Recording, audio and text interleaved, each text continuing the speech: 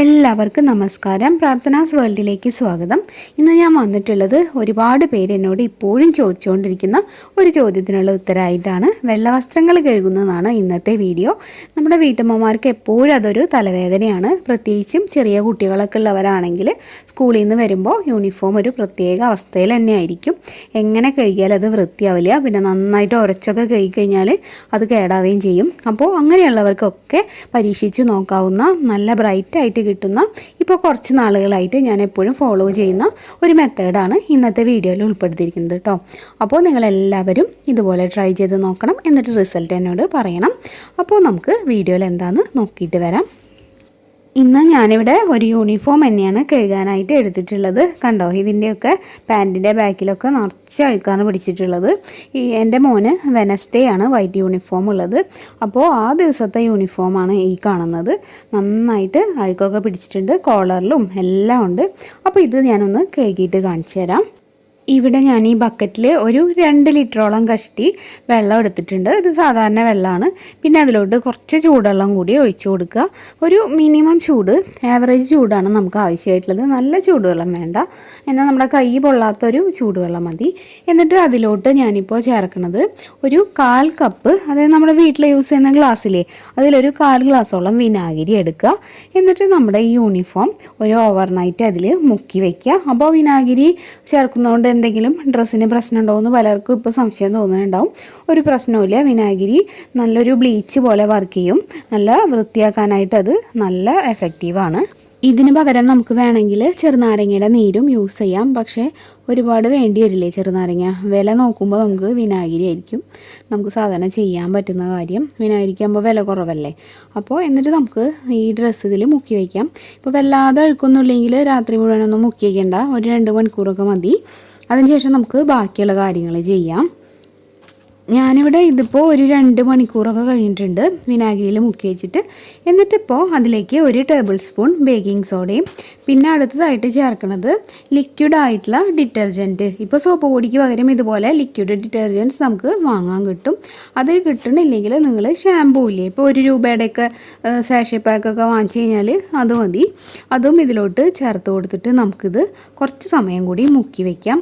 ഇതിനിപ്പോൾ ഒരു 99 രൂപയാണ്. നന്നായിട്ട് വർക്കാവണുണ്ട് ഇത്. പിന്നെ നമ്മുടെ കൈക്കും അത്രയ്ക്കൊന്നും ദോഷമില്ല, സോപ്പ് പൊടി പോലെ. അതുകൊണ്ടാണ് ഞാനിപ്പോൾ ഇത് യൂസ് ചെയ്യാൻ തുടങ്ങിയത്. അതുകൊണ്ട് നിങ്ങൾക്ക് പറഞ്ഞു തന്നേ ഉള്ളൂ. നിങ്ങൾക്ക് ഏത് ബ്രാൻഡ് വേണമെങ്കിലും യൂസ് ചെയ്യാം കേട്ടോ. എന്നിട്ട് ഇത് നന്നായിട്ട് മിക്സ് ചെയ്തിട്ട് വീണ്ടും ഒരു 1-2 മണിക്കൂർ വയ്ക്കുക. എത്ര സമയം എന്നുള്ളത് നിങ്ങളുടെ ക്ലോത്തിലെ അഴുക്കനുസരിച്ചാണ്. കുറച്ച് വല്ലാതെ അഴുക്കില്ലെങ്കിൽ 1 മണിക്കൂർ മതി. എന്നിട്ട് നമുക്ക് വെറുതെ ഒന്ന് കഴുകിയെടുക്കണം.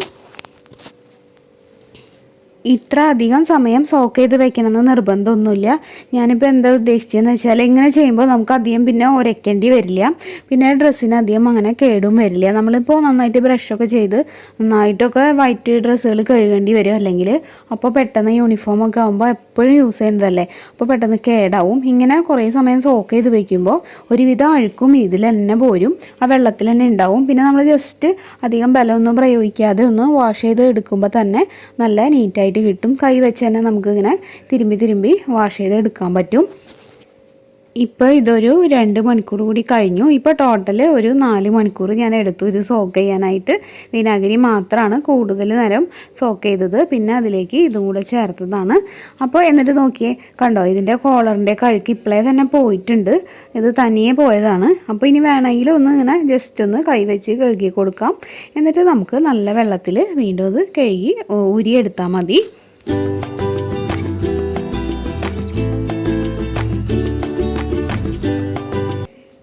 ഇത് ഞാനിപ്പോൾ ഒരു നല്ല വെള്ളത്തിൽ വാഷ് ചെയ്തെടുത്തതാണ്. കണ്ടോ, ഇതിൻ്റെ കറയൊക്കെ ഫുള്ള് പോയി. അതുപോലെ കോളറിൻ്റെ അഴുക്കൊക്കെ പ്രത്യേകിച്ച് നമ്മൾ ഉരയ്ക്കാതെയൊക്കെ തന്നെ നല്ല നീറ്റായിട്ട് കിട്ടി. ഇനി നമുക്കിത് നല്ല വെയിലത്തിട്ടൊന്ന് ഉണക്കിയെടുക്കും കൂടി ചെയ്താൽ മതി. നല്ല നീറ്റായിട്ട് ഈ യൂണിഫോം നമുക്ക് കിട്ടും. ഇതിപ്പോൾ ആ പാൻറ്റിൻ്റെ ബാക്കിലുണ്ടായിരുന്ന ആ ഒരു അഴുക്കൊക്കെ നന്നായിട്ട് പോയി, നല്ല നീറ്റായിട്ട് വന്നു. ഇനി നമുക്കിതിൽ പ്രത്യേകിച്ച് അങ്ങനെ ഉജാല പോലെ ഒന്നും മുക്കേണ്ട ആവശ്യമൊന്നുമില്ല. ഇനി അഥവാ നിങ്ങൾക്ക് വേണമെന്നുണ്ടെങ്കിൽ ഞാൻ ഉപയോഗിക്കുന്ന ഒരു പ്രോഡക്റ്റ് കൂടി പരിചയപ്പെടുത്തി തരാം. അതിന് വേണ്ടിയിട്ട് ഞാനിവിടെ ഒരു 1/4 ബക്കറ്റ് വെള്ളം എടുത്തിട്ടുണ്ട്. ഒരു 2 ലിറ്ററൊക്കെയാണ് വേണമെങ്കിൽ ഉണ്ടാവും. എന്നിട്ട് അതിലോട്ട് ഞാൻ ചേർക്കുന്നത് ഈ ഒരു പൗഡറാണ്. റാണിപ്പാൽ എന്നാണ് ഇതിൻ്റെ പേര്. നമുക്ക് സൂപ്പർ മാർക്കറ്റിലൊക്കെ ചോദിച്ചു കഴിഞ്ഞാൽ കിട്ടും. ചിലർക്ക് ഡ്രസ്സിന് ഒരു ബ്ലൂ ഷെയ്ഡ് ചെറുതായിട്ടുണ്ടാവുന്നത് ഇഷ്ടമാണ് വൈറ്റ് ഡ്രസ്സുകൾക്ക്. അങ്ങനെയുള്ളവർ മാത്രം ഇത് ഫോളോ ചെയ്താൽ മതി. എന്നിട്ട് അതിലേക്ക് കുറച്ച് ഈ ഒരു പൗഡർ ഇട്ട് കൊടുത്തിട്ട് ഒരു 1/4 സ്പൂണൊക്കെ മതിയാവും. എന്നിട്ട് ഇത് നന്നായിട്ട് മിക്സ് ചെയ്യുക. അത് നന്നായിട്ട് ഡയലൂട്ട് ആവണം, അല്ലെങ്കിൽ ഇങ്ങനെ കട്ട പിടിച്ച പോലെ എടുക്കും. അതിനുശേഷം നമ്മുടെ തുണി ഇതിൽ മുക്കിയിട്ട് ഒരു 5 മിനിറ്റ് വെച്ചിട്ട് നമുക്ക് പിഴിഞ്ഞെടുക്കാം. എന്നിട്ട് ഉണക്കിയെടുത്താൽ മതി. അപ്പോൾ ഒരു പ്രത്യേക ഒരു കളർ ചേഞ്ച് വരും. അത് നിങ്ങൾ ഒന്ന് പരീക്ഷിച്ച് നോക്കുക. അപ്പോൾ ഇന്നത്തെ ഈ വീഡിയോ ഇത്രയ്ക്കേ ഉള്ളൂ. വീഡിയോ നിങ്ങൾക്ക് എല്ലാവർക്കും ഹെൽപ്ഫുൾ ആവുമെന്ന് വിചാരിക്കുന്നു. വീഡിയോ ഇഷ്ടമായിട്ടുണ്ടെങ്കിൽ തീർച്ചയായും ഒന്ന് ലൈക്ക് ചെയ്യുക. നിങ്ങളുടെ ഫ്രണ്ട്സിനും റിലേറ്റീവ്സിനൊക്കെ ഈ വീഡിയോ ഒന്ന് ഷെയർ ചെയ്ത് കൊടുക്കുക. പിന്നെ നിങ്ങളുടെ അഭിപ്രായങ്ങളൊക്കെ കമൻറ്റിലൂടെ അറിയിക്കുക. പിന്നെ പുതുതായിട്ട് ആരെങ്കിലും നമ്മുടെ ചാനൽ കാണുന്നുണ്ടെങ്കിൽ ഒന്ന് സബ്സ്ക്രൈബ് ചെയ്തിട്ട് സപ്പോർട്ട് ചെയ്യണം കേട്ടോ. സബ്സ്ക്രൈബ് ചെയ്യുമ്പോൾ ബെല്ലൈക്കൺ ക്ലിക്ക് ചെയ്യാനും അതിന് നേരെ വരുന്ന ഓൾ എന്നുള്ളൊരു ഓപ്ഷൻ എനേബിൾ ആക്കാനും മറക്കരുത്. എന്നാലേ കറക്റ്റായിട്ട് നോട്ടിഫിക്കേഷൻസ് ഒക്കെ കിട്ടുള്ളൂ. ഇനി അപ്പോൾ മറ്റൊരു നല്ല വീഡിയോ ആയിട്ട് വീണ്ടും വരാം. എല്ലാവർക്കും നന്ദി.